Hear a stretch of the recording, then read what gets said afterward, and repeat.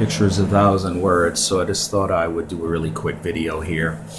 I'm still struggling with this FT901 with the 40 meter band, and well, I kind of have it fixed. I don't know what it's doing, and that's the purpose of this video. Anyway, if you look at some of my other videos, I basically say that there was probably an ALC problem, and everyone disagreed with me, but it seems like I was pretty much right. What I've done is this line here is from the power amplifier, and that's the bias line, which basically also, it comes from rectifier A, pin 5, and it's also used to generate the ALC signal. Right there is a 90 ohm resistor. That's it.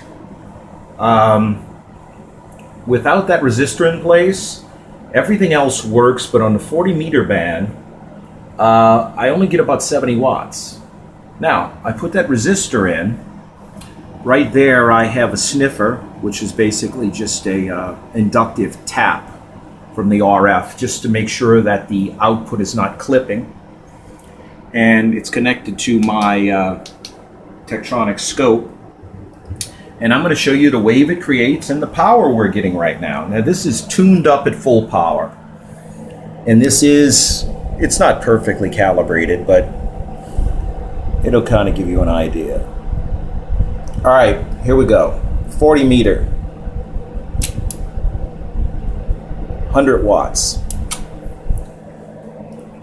This is cathode current, about 275. So obviously you shouldn't do that for too long. And this is the wave it's generating. Notice the frequency. Now the frequency is not perfect on this thing, but nice sine wave, sinusoidal wave. And the frequency is correct. So if I take this off right here, it doesn't work. Basically the ALC kicks in.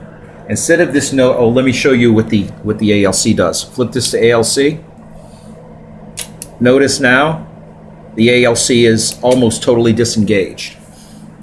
The more that the needle swings to the right, shows less, which is counterintuitive, but it shows less attenuation. Basically what the needle is showing you is how much signal is coming off of the MOSFET from the noise blocker and processor board, which is where the ALC attenuation takes place.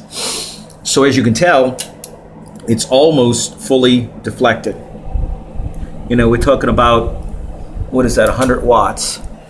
Now, if I remove this, I basically will get a deflection to about there, which means that the ALC is really attenuating the signal quite a bit.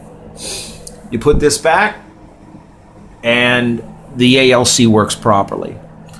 Now, I check the signal off of the RF card, the RF board, and the oscillator frequency, the oscillator wave coming off of the crystals is not offset, or at least equally is offset on each band.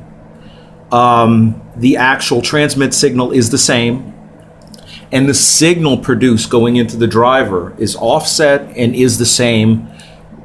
The only difference is frequency. I check the signal coming off of the driver, which is, you know, this tube right here. Nice glow. And it's the same as well. I don't know what's going on. I mean, I don't understand what this is doing. And if anybody can explain to me what the theory is here, because this pretty much fixes it, but I don't understand why it's fixing it. From what I can tell, looking at the signal which is driving the finals, it's not clipping. Remember, this is a class AB1 amplifier, and it's not driving it into positive territory on any of the bands. So I don't understand why the ALC is even kicking in at all. My pet theory is that there's some kind of resonance issue, and the resistor is dampening out that resonance.